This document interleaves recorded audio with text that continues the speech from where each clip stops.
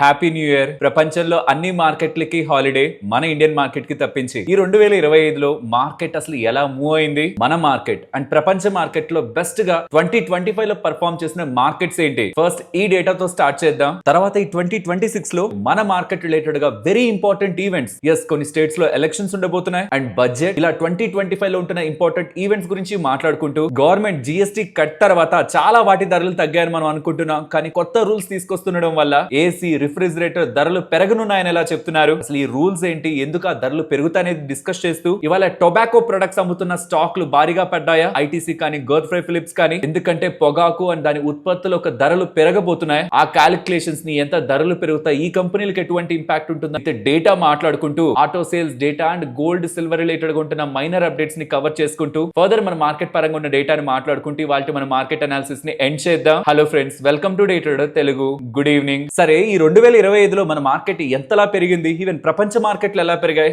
Recent times లో మీకు ఈ డేటాను చూపించాను, కానీ ఇది రియల్ టర్మ్స్ లో డాలర్ ని ఇంక్లూడ్ చేయలేదు. అంటే డాలర్ తో వాళ్ళ కరెన్సీని మనం ఇంక్లూడ్ చేయలేదు. అదే మనం డాలర్ ని కూడా ఇంక్లూడ్ చేసి చూస్తే, అంటే మన రూపీ వీక్ అయింది కదా, ఆ దేశపు ఒక కరెన్సీని కూడా మనం ఈక్వేట్ చేసి చూస్తే, ప్రపంచ వ్యాప్తంగా బెస్ట్ గా పర్ఫార్మ్ చేసిన మార్కెట్ కాస్పీ, సౌత్ కొరియాకి సంబంధించిన మార్కెట్. 2025 స్టార్టింగ్ నుంచి ఎండ్ వరకు చూస్తే ఇండెక్స్ లెవెల్లోనే 70% దగ్గరగా పెరిగింది. అమెరికాకు సంబంధించి 18-20% దగ్గరగా, అక్కడ నాస్డాక్, S&P 500 పెరిగాయి అండ్ యూరోప్ మార్కెట్స్ కూడా 18% పెరిగాయి. వెరాజ్ మన మార్కెట్స్ రియల్ టర్మ్ లో 10% పెరిగింది నిఫ్టీ, కానీ డాలర్ టర్మ్స్ లో మన రూపీ వీక్ అవడం కారణంగా దాన్ని కూడా అడ్జస్ట్ చేసి చూస్తే, డాలర్ టర్మ్స్ లో చూసినప్పుడు, అంటే FII గా ఎవరైనా ఇన్వెస్ట్ చేస్తుంటే వాళ్ళకి 10% కాదు రిటర్న్ వచ్చింది, 5% మాత్రమే. ఇది ఎందుకు నేను మీకు ఇలా చెప్తున్నాను అంటే, FII గా ఒకరు ఇన్వెస్ట్ చేస్తున్నప్పుడు రియల్ టర్మ్స్ లో ఎలా ఆ మార్కెట్ పెరుగుతుంది అనేది కాదు. రియల్ టర్మ్స్ లో అంటే ఓవరాల్ గా నిఫ్టీ 50 10% పెరుగుండొచ్చు, కానీ రూపీ వీక్ అయిపోవడం కారణంగా డాలర్స్ ని రూపీస్ లోకి మార్చి ఇండియన్ మార్కెట్ లో ఇన్వెస్ట్ చేసిన ఇన్వెస్టర్ కి 10% కాదు రిటర్న్ వచ్చింది.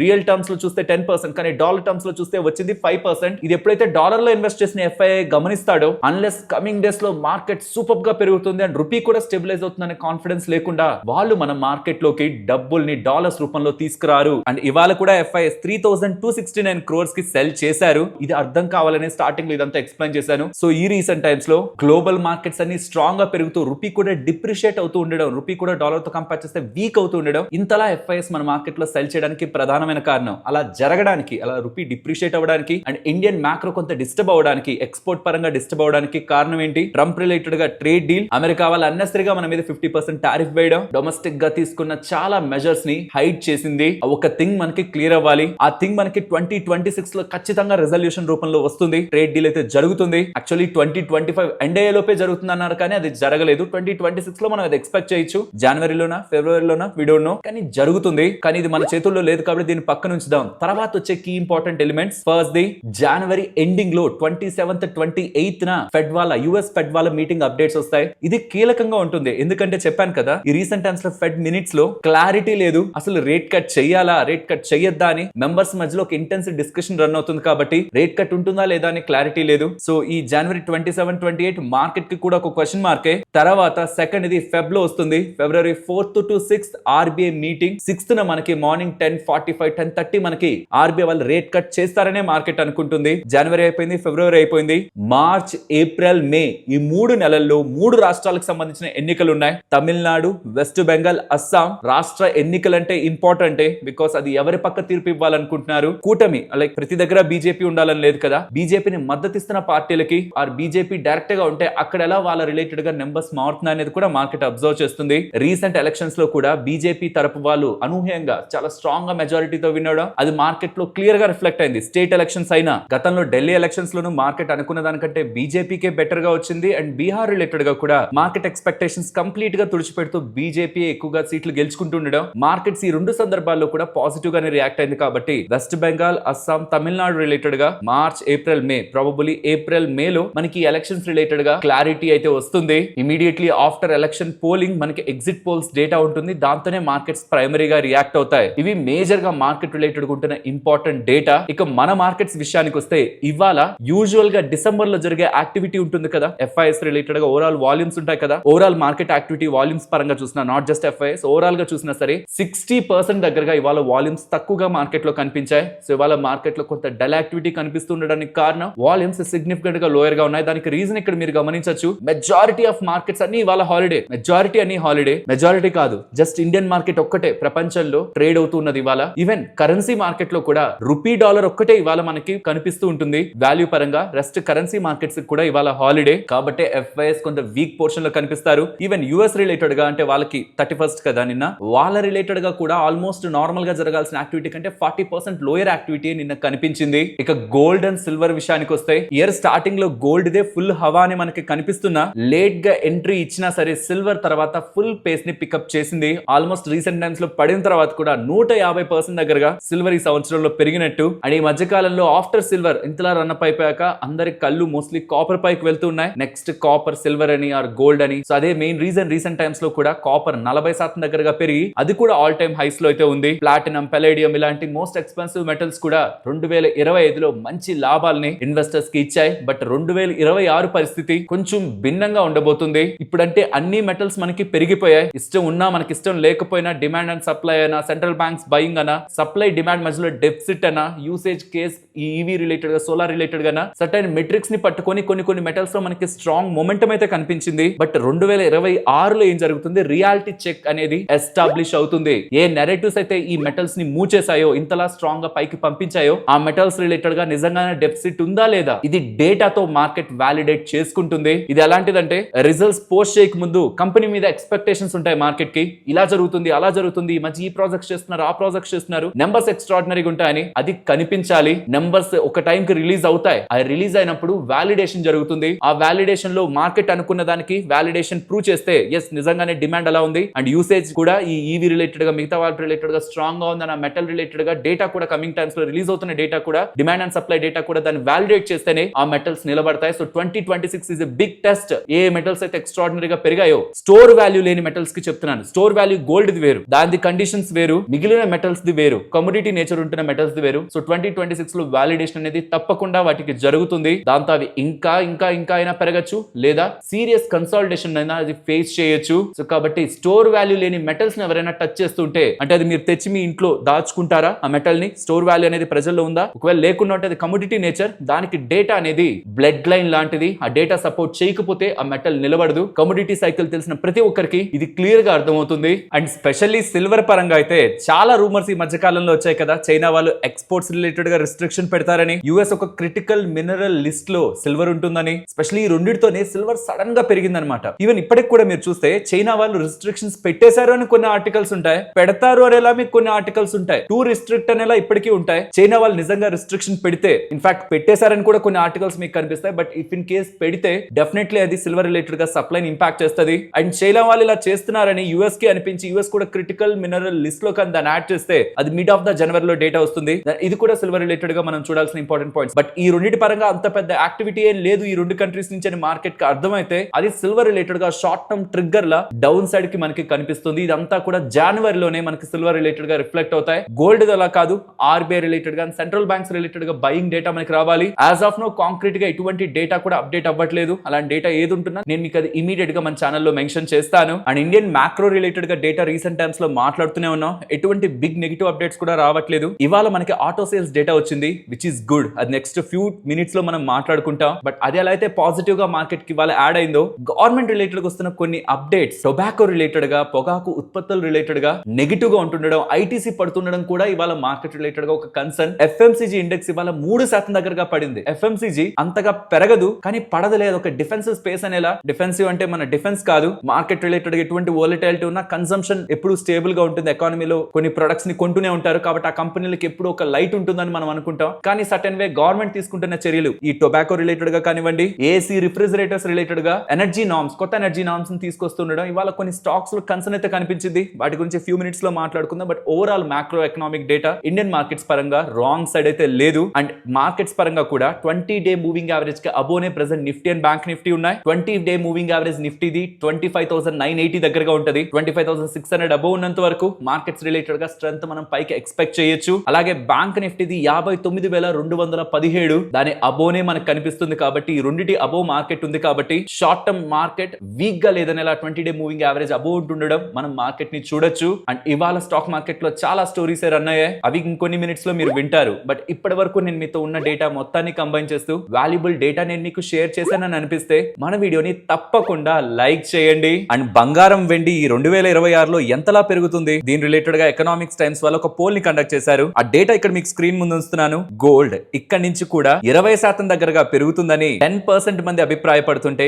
20 కాదు 20 నుంచి 30 దాని పైగా పెరుగుతుందని 40%, 50% పెరుగుతుందని 30%, ఇంకంతకంటే మించి ఎక్కువ పెరుగుతుందని ఇంకొక 20% మంది అభిప్రాయపడుతున్నారు. ఇంటర్నేషనల్ గా ఇప్పుడు గోల్డ్ $4,300 పర్ ఔన్స్ దగ్గరగా ట్రేడ్ అవుతుంది. సిల్వర్ $71 దగ్గరగా పర్ ఔన్స్ ట్రేడ్ అవుతుంది. కాబట్టి ఇవి సుమారుగా 50% దగ్గరగా కూడా పెరుగుతాయని 2026లో పెరుగుతాయని అనలిస్టులు అయితే అంచనా వేస్తున్నారు. ఈవెన్ సిల్వర్ కూడా ప్రెసెంట్ ఉన్న దగ్గర నుంచి 50% పెరగడం అంటే $110 పర్ ఔన్స్ కి సిల్వర్ వెళ్ళడం అలా వెళ్తుందని కూడా ఆల్మోస్ట్ 60% దగ్గరగా మంది అనలిస్టులు అంచనా వేస్తున్నారు. కానీ నేను మీకు మార్కెట్ అనాలిసిస్ లో క్లియర్ గా చెప్పాను, వాలిడేషన్ జరుగుతుంది బంగారానికి కాదు, వెండికి, కాపర్ కి. ఈ 2026లో డిమాండ్ అండ్ సప్లై రిలేటెడ్ గా యూస్ కేస్ సినారియో రిలేటెడ్ గా డేటా అనేది వీళ్ళు ఎలా అయితే అనుకుంటున్నారో అలానే వస్తూ ఉంటే బెటర్, లేదంటే ఒక కన్సాలిడేషన్, ఒక సీరియస్ ప్రైస్ లాక్ అనేది అంటే ఒక పర్టికులర్ బ్యాండ్ లో లాక్ అవడం అనేది మీరు చూస్తారు. అండ్ వోలటాలిటీ కూడా సిల్వర్ అండ్ కాపర్ రిలేటెడ్ గా హెవీగా ఉంటుంది. కాబట్టి too much only one directional గా వీళ్ళు ఏదో అంటున్నారని పాజిటివ్ వేలోనే కాకుండా డేటా రాంగ్ అయితే వీళ్ళ ఎక్స్పెక్టేషన్స్ అన్ని బ్రేక్ అవుతాయి. కాబట్టి డేటా రాంగ్ అయితే ఫాల్ ఆర్ ఆ వోలటాలిటీ కూడా సిల్వర్, కాపర్ వీటిల్లో ఇన్వెస్ట్ చేసిన వాళ్ళు ఆ వోలటాలిటీ కూడా హిస్టారికల్ గా వాటి చార్ట్ ను ఒకసారి చూసి మైండ్ లో ప్రిపేర్డ్ గా ఉండాలి. స్టోరేజ్ వాల్యూ కి, కమోడిటీ వాల్యూ కి డిఫరెన్స్ రీసెంట్ టైమ్స్ లో అందుకే రిపీటెడ్ గా చెప్తూ వస్తున్నాను. ఇవి డేటాతో మాత్రమే మూవ్ అవ్వగలవు, సెంటిమెంట్స్ తో కాదు. కానీ ప్రెసెంట్ సెంటిమెంట్స్ తో మూవ్ అవుతున్నాయి, దానికి డేటా తర్వాత వచ్చి వాలిడేషన్ ఆర్ ప్రూఫ్ అయితే ఇవ్వాలి. ఫ్రెండ్స్ ఇది జాగ్రత్తగా గమనించండి. మీరు కానీ మీకు తెలిసిన వాళ్ళు కానీ ఎవరైనా పొగాకు ఆర్ పొగాకు ఉత్పత్తుల్ని ఆపేయాలనుకుంటే 2026లో ఇది మంచి టైం అనాలి. ఎందుకంటే గవర్నమెంట్ జిఎస్టీని 28% నుంచి 40% పెంచింది. ఇదేమైనా సర్ప్రైజ్ అంటే కాదు, 2025 సెప్టెంబర్ లోనే మార్కెట్ కి తెలుసు. మరి ఎందుకు ఇవాళ ఐటీసీ స్టాక్ కానీ అంటే ఈ పొగాకు అండ్ వాటి ఉత్పత్తుల్ని అమ్మే ఐటీసీ స్టాక్ కానీ, గర్ల్ ఫ్రై ఫిలిప్ కానీ 10 to 15% దగ్గరగా పడ్డాయంటే, గతంలో జిఎస్టీ 28% ఈ టొబాకో ప్రొడక్ట్స్ మీద ఉన్నప్పుడు దానికి అడిషనల్ గా సెస్ ఉండేది కదా, ఎక్సైజ్ డ్యూటీ అనుకుందాం. అది పర్ 1000 స్టిక్స్ కి అంటే ఒక 1000 సిగరెట్లకి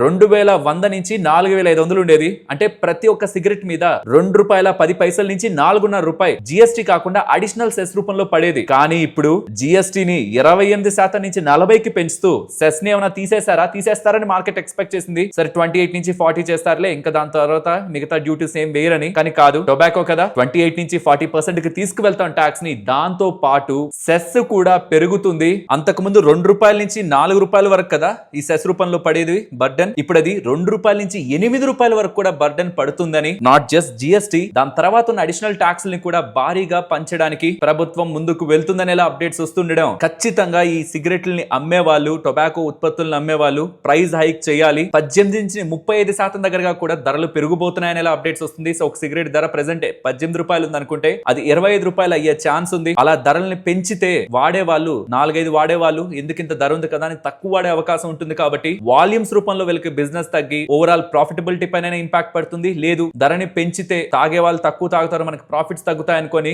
గవర్నమెంట్ కి ట్యాక్స్ రూపంలో వీళ్ళ పాకెట్స్ నుంచే కట్టాలనుకుంటే మార్జిన్స్ పడిపోయి ప్రాఫిట్ పడిపోయే అవకాశం కూడా ఉంది. ఇక్కడ ఎప్పుడు ఈ కంపెనీలకి లాభం అంటే, ఇప్పటి వరకు తాగుతున్న వాళ్ళు, పొగాకును తాగుతున్న వాళ్ళందరూ యాజ్ ఇట్ ఈస్ గా అదే క్వాంటిటీస్ ని, మాకు ధరలతో సంబంధం లేదు, మేము అడిక్ట్ అయ్యామనుకొని అదే క్వాంటిటీస్ ని తాగితే తప్పించి ITC and Godfrey Phillips related గా బిజినెస్ మీద ఇంపాక్ట్ ఉంటుంది. కాబట్టి స్టాక్స్ ఇవాళ డౌన్ అయ్యాయి. కానీ నేను చూస్తున్నంత వరకు గతంలో ఇలా ప్రైస్ హైక్ చేసినప్పుడల్లా స్టాక్స్ పడుతున్నట్లే ఉంటాయి, కానీ వాల్యూమ్స్ ఎక్కడ తగ్గినట్లు నాకు కనిపించలేదు. సో ఎవరైనా పొగాకు వాడుతున్న వాళ్ళని క్లోజ్ గా అబ్జర్వ్ చేస్తున్న వాళ్ళు ₹5, ₹10 ఈవెన్ సిగరెట్ రిలేటెడ్ గా పెంచిన మిగతావి కాంప్రమైజ్ చేసుకుంటారా పొగాకు కోసం ఆర్ టొబాకో కోసం? ఆర్ టొబాకోనే సరే ఎందుకు ఇంత రేట్ అనుకొని తాగడం మానేస్తారా? బిజినెస్ ప్రాస్పెక్ట్ లో తాగడం మంచిది, కానీ హెల్త్ ప్రాస్పెక్ట్ లో వీటికి ఎంత దూరంలో ఉంటే అంత మంచిది. సో పొగాకు రిలేటెడ్ గా కొంత అవగాహన, మీకు తెలిసిన వాళ్ళ రిలేటెడ్ గా అవగాహన ఉంటున్న వాళ్ళైనా ప్రైస్ హైక్ కన్సంప్షన్ ని, టొబాకో కన్సంప్షన్ ని ఏ లెవెల్లో ఇంపాక్ట్ చేస్తుంది అనేది మీకుంటున్న అవగాహన, ప్రాక్టికల్ అవగాహనని కామెంట్ సెక్షన్ లో పెట్టండి. అండ్ దీని పరంగా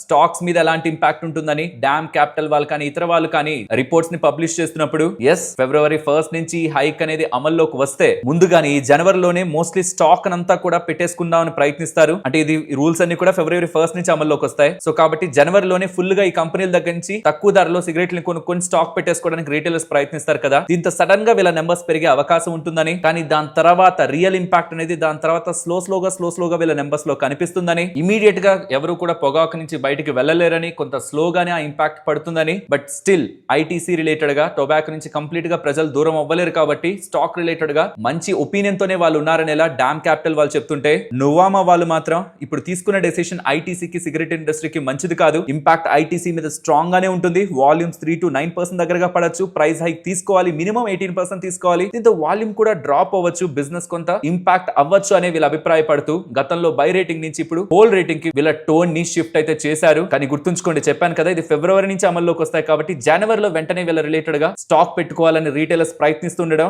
ఇమీడియట్ నెక్స్ట్ క్వార్టర్లీ నెంబర్స్ లో మంచి సేల్స్ మీకు ఈ టొబాకో కంపెనీస్ పోస్ట్ చేస్తాయి. కానీ దాని తర్వాత ఎలా ఉంటుంది అనేది మెయిన్ పాయింట్. అండ్ ఇలా చేయడం కరెక్ట్ కాదని టొబాకో ఇన్స్టిట్యూట్ ఆఫ్ ఇండియా వాళ్ళు గవర్నమెంట్ కి లేఖని కూడా రాశారు. ఇల్లీగల్ ట్రేడ్ అనేది పెరిగిపోతుంది, లీగల్ గా ఉంటున్న వాటి మీద మీరు ఎంత ట్యాక్స్ వేసుకుంటూ వెళ్తే అని వీళ్ళు చెప్పడానికి ప్రయత్నిస్తున్నారు. ఐ థింక్ గవర్నమెంట్ దీని రిలేటెడ్ గా ఖచ్చితంగా ఎటువంటి ఇన్ఫ్లుయెన్స్ అయితే అవ్వదు, ఆ ధరను అలానే ఉంచుతుంది. బట్ మీకుంటున్న ఒపీనియన్ టొబాకో రిలేటెడ్ ఇందాక అడిగిన క్వశ్చన్ కి వీలైనంత వరకు ఆన్సర్ చేయండి. ఫ్రెండ్స్, ఇప్పుడు షేర్ చేసిన డేటా మీకు వాల్యుబుల్ గానే అనిపించిందా? అనిపిస్తే మన వీడియోని లైక్ చేస్తూ పెడుతున్న ఎఫర్ట్స్ ని ఎంకరేజ్ చేయండి.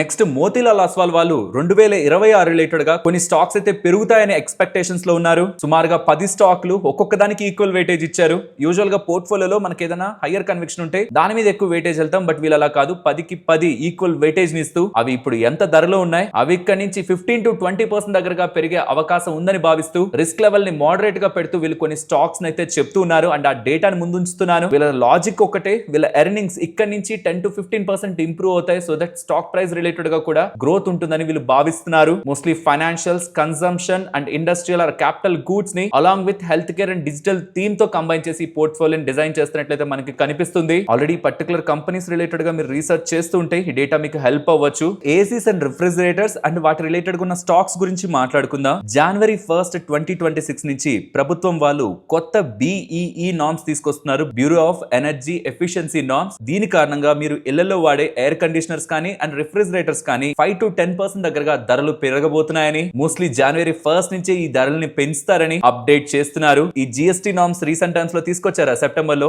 దాని కారణంగా 10% దగ్గరగా వీటి ధరలు పడ్డాయి. కానీ ఇప్పుడు కొత్తగా తీసుకొస్తున్న ఈ నార్మ్స్ కారణంగా వీటి ధరలు పెరుగుతాయని, ఆల్రెడీ కాపర్ ఒక ధరలు స్ట్రాంగ్ గా పెరుగుతున్నాయి, దీంతో ఆటోమేటిక్ గా రిఫ్రిజిరేటర్స్ కానీ ఏసీస్ కానీ వాటి ధరలు పెరుగుతాయి. అడిషనల్ గా ఇప్పుడు ఈ నార్మ్స్ ఇంకా ధరల్ని పెంచుతాయని. ఎందుకు మరి గవర్నమెంట్ ఈ నార్మ్స్ తీసుకురావడం? ఈ నార్మ్స్ తీసుకురావడం కారణంగా మనం వాడుతున్న ప్రొడక్ట్స్ మోర్ ఎనర్జీ ఎఫిషియెంట్ గా ఉంటూ మనకి కరెంట్ బిల్లును ఆదా చేసే ప్రయత్నం చేస్తాయని ఇలా చెప్తున్నారు. కానీ 10% దగ్గరగా మోర్ ఎనర్జీ ఎఫిషియెంట్ గా ఉంటుంటే వాటి ధరలు కూడా 10% దగ్గరగా పెరుగుతున్నాయని Blue Star managing director B Thyagarajan garu statements అయితే చేస్తున్నారు. మీన్స్ ఇంకా స్ట్రిక్ట్ నార్మ్స్ తీసుకొచ్చి గతంలో ఉన్న 4 స్టార్ ఇప్పుడు 3 స్టార్ గా డౌన్ గ్రేడ్ అయితే చేయబడుతున్నాయి. మీన్స్ గతంలో ఉన్న దానికంటే ఇప్పుడు మోర్ ఎనర్జీ ఎఫిషియెంట్ గా ప్రొడక్ట్స్ ని తీసుకురావాలని చెప్తూ ఉండడం, దానికి హయ్యర్ కాస్ట్ అవుతుంది కాబట్టి అల్టిమేట్ గా అది కంపెనీ పే చేయదు, మనమే పే చేయాలి కాబట్టి వీటి ధరలు అయితే పెరుగుతాయి. ఏసీస్ కి ఆల్మోస్ట్ ఒక 10%, రిఫ్రిజిరేటర్స్ కి మోస్ట్లీ ఒక 5% దగ్గరగా ధరలు పెరిగే అవకాశం ఉందనేలా అప్డేట్స్ చేస్తున్నారు. సో మళ్ళీ చెప్తున్నాను, 2025 లో మీరు ఏదైనా ఎయిర్ కండిషనర్ ని 5 స్టార్ కొనుంటే ఇప్పుడు కొత్తగా మారుతున్న నార్మ్స్ తో అది 4 స్టార్ గాని కన్సిడర్ చేయబడుతుంది. సో ఇప్పుడు వచ్చే 5 స్టార్ అనేది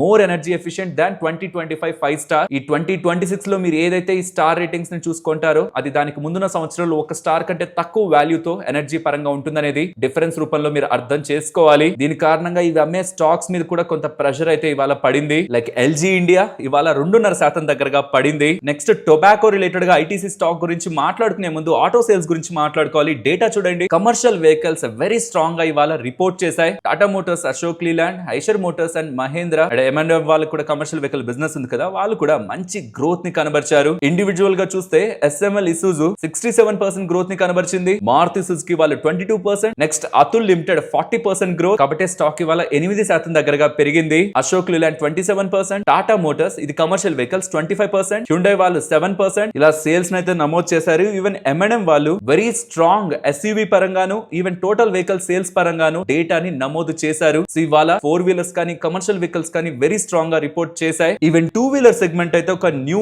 మైల్ స్టోన్ నే హిట్ చేసింది. 20.3 మిలియన్ దగ్గరగా 2 వీలర్ సేల్స్ అయితే నమోదయ్యాయి. ఇది ఎంటైర్ ఫైనాన్షియల్ ఇయర్ కి లేండి, not just a month. Calendar 2025 related గా వెరీ స్ట్రాంగ్ సేల్స్ 2 వీలర్స్ దగ్గర నుంచి కూడా కనిపించాయి. మరి డిసెంబర్ మంత్ లో ఎలా ఉంది అది మీకు స్క్రీన్ మీద పెడుతున్నాను. ఎవరెవరు ఎన్ని యూనిట్స్ సేల్ చేశారని టీవీఎస్ వాళ్ళ రిలేటెడ్ గా లీడింగ్ సేల్స్ మనకి నెంబర్స్ లో కనిపిస్తూ ఉన్నాయి. నెక్స్ట్ కిరీ ఇండస్ట్రీస్ గురించి మాట్లాడుకోవాలి. వీళ్ళకి 5,200 కోట్ల దగ్గరగా డబ్బులు రాబోతుంది అండ్ అది షేర్ హోల్డర్స్ కి డివిడెండ్ రూపంలో వస్తుంది. సో మంచిగా షేర్ హోల్డర్స్ కి వన్ టైమ్ గా మనీ రాబోతుంది అనేసరికి స్టాక్ రీసెంట్ టైమ్స్ లో పెరిగిందా, బట్ మేనేజ్మెంట్ క్లియర్ గా వస్తున్న డబ్బుల్ని మేము షేర్ హోల్డర్స్ కి ఇచ్చేయాలనుకోవట్లేదు. ఆల్మోస్ట్ దాంట్లో 90% దగ్గరగా డబ్బుల్ని అన్రిలేటెడ్ బిజినెస్ బిజినెస్ లోకి వీళ్ళ రిలేటెడ్ గా బిజినెస్ లో వాళ్ళకి మంచి ఆపర్చునిటీస్ కనిపించట్లేదేమో, అన్రిలేటెడ్ బిజినెస్ లో మేము డబ్బుల్ని పెడతాం, క్యాపెక్స్ చేస్తాం, ఫ్యూచరిస్టిక్ గా గ్రో అవుతాం, కేవలం 10% షేర్ హోల్డర్స్ కి ఇస్తాం అనేసరికి డివిడెండ్ కోసమే ఎంటర్ అయిన షేర్ హోల్డర్స్ ఉంటారా, వాళ్ళు అమ్మే ప్రయత్నం చేశారు. ఇది ఏమైనా రాంగ్ థింగ్ అంటే జస్ట్ ఇమాజిన్ మేనేజ్మెంట్ చాలా ఎఫిషియెంట్ అనుకోండి. ఇఫ్ ఇన్ కేస్ ఈ కంపెనీ మేనేజ్మెంట్ రిలేటెడ్ గా ఎవరికైనా ఫుల్ క్లారిటీ ఉండి మేనేజ్మెంట్ ఎఫిషియెంట్ గా రన్ చేయగలదు అనుకోండి న్యూ బిజినెస్ ని, then whatever they are spending మంచి రిటర్న్స్ కే కదా వాళ్ళు ఎక్స్పెక్ట్ చేసి ఆ స్పేస్ లో స్పెండ్ చేస్తారు. కానీ మార్కెట్ కి వీళ్ళు ప్రాపర్ గా దాన్ని హ్యాండిల్ చేయగలరా లేదా, ఏదో ఒక బిజినెస్ లో అనుకుని వెళ్ళిపోయి ప్రాపర్ గా ఎగ్జిక్యూట్ చేయలేక ఆ డబ్బుల్ని వృధా చేస్తారేమో. డివిడెండ్ గా ఇస్తే అట్లీస్ట్ షేర్ హోల్డర్స్ కి వస్తుంది కదా, ఎందుకు ఈ న్యూ బిజినెస్ ని స్టార్ట్ చేయడం అని మార్కెట్ లో జస్ట్ బికాస్ ఆఫ్ డివిడెండ్ కోసం ఎంటర్ అయిన వాళ్ళు ఎగ్జిట్ అయ్యే ప్రయత్నం అయితే చేశారు.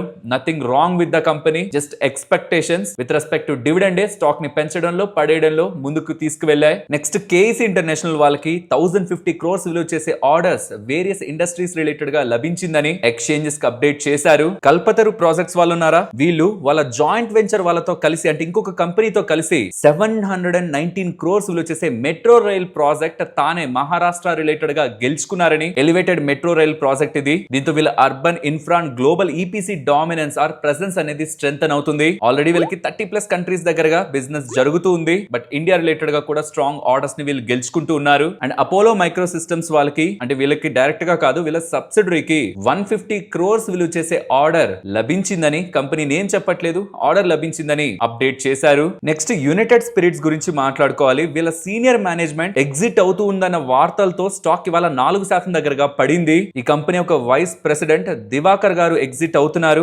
December 31st, 2025 నుంచి అని వస్తున్న అప్డేట్స్ తోనే స్టాక్ ఇవాళ ఫాల్ అయింది. కేపీఐ గ్రీన్ ఎనర్జీ వాళ్ళకి 32.4 megawatt solar and hybrid solar power project related గా ఆర్డర్ రిసీవ్ అయిందని, ఆర్డర్ లభించిందని ఎక్స్చేంజెస్ కి అప్డేట్ చేస్తున్నారు. స్టీల్ స్ట్రిప్స్ వీల్స్ వాళ్ళు ఉన్నారా, వీళ్ళు హైయెస్ట్ ఎవర్ మంత్లీ సేల్స్ ని డిసెంబర్ నెలలో నమోదు చేశారని, net turn over 446 crore 59 lakhs దగ్గరగా వీళ్ళు రిపోర్ట్ చేయగలుగుతున్నారని, 22.4% దగ్గరగా ఇయర్ ఆన్ ఇయర్ లో వీళ్ళ బిజినెస్ ఇంప్రూవ్ అయిందని ఎక్స్చేంజెస్ కి అప్డేట్ చేస్తుండడమే స్టాక్ ఇవాళ ఇంతలా పెరగడానికి ప్రధానమైన కారణం. ఇవాళ పికార్డ్లీ అగ్రో స్టాక్ ఇది ఒక డిస్టిలరీ కంపెనీ కదా, షుగర్ ప్రాసెసింగ్ రిలేటెడ్ గా వీళ్ళు వాళ్ళ ఛత్తీస్గఢ్ యూనిట్ వాళ్ళ మ్యానుఫాక్చరింగ్ ఫెసిలిటీ రిలేటెడ్ గా 200 kiloliters per day దగ్గరగా కెపాసిటీని కమర్షియల్ ప్రొడక్షన్ కి యూస్ చేయబోతున్నారని, గతంలో వాళ్ళ కెపాసిటీ ఎక్స్పాన్షన్ పరంగా ఉంటున్నది కమర్షియల్ ప్రొడక్షన్ కి వచ్చిందని అప్డేట్ చేస్తున్నారు. దాంతో వాళ్ళ స్టాక్ 6% దగ్గరగా పెరిగింది. సరే మరి నేను ఉండనా, మరొక ఇంట్రెస్టింగ్ వీడియోతో మళ్ళీ మీ ముందుకు వస్తాను. అంతవరకు టేక్ కేర్, జై హింద్.